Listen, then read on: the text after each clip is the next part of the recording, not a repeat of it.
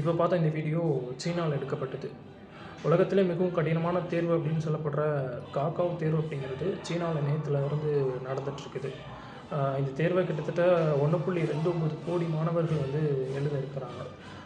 இந்த தேர்வு எழுதப் போகக்கூடிய மாணவர்களுக்கு எந்த ஒரு இடைஞ்சலும் இருக்கக்கூடாது அப்படிங்கிறதுக்காக சீன அரசு பல்வேறு கட்டுப்பாடுகளை விதிச்சிருக்கிறாங்க. குறிப்பாக சாலையில் செல்லக்கூடிய வாகனங்கள் ஒலி எழுப்பக்கூடாது அப்படிங்கிறத முக்கியமான விஷயமா சொல்லியிருக்கிறாங்க. அது மட்டும் இல்லாமல் தேர்வு எழுதப்போகக்கூடிய மாணவர்களுக்கு வாகன நெரிசல் இருக்கக்கூடாது அப்படிங்கிறதுக்காக மாற்றுப்பாதையை உருவாக்கி கொடுத்துருக்குறாங்க. அது மட்டும் இல்லாமல் சீனா முழுவதுமே எந்த ஒரு கட்டுமான பணிகளுமே நடக்கக்கூடாது அப்படின்னு சொல்லி சீன அரசு ஒரு மிகப்பெரிய உத்தரவை போட்டிருக்குது. சாதாரண ஒரு தேர்வுக்காக ஒரு மொத்த சிஸ்டத்தையுமே ஸ்டாப் பண்ணி வச்சுருக்குது சீன அரசு. ஆனால் அப்படியே இந்தியாவை திரும்பி பார்த்தோம் அப்படின்னா, நீட்டு, கியூட்டு போன்ற முக்கியமான நுழைவுத் தேர்வுகளை நடத்தக்கூடிய தேசிய தேர்வு முகமையே இங்கே முடங்கி கிடக்குது. நீட் வினாத்தாள் கசிவு, சிபிஎஸ்சி தேர்வுகள் நடந்த குளறுபடி அப்படின்னு மாணவர்களோட எதிர்காலத்தையே இந்த மத்திய கல்வி அமைச்சகம் கேள்விக்குறியாக்கி இருக்குது.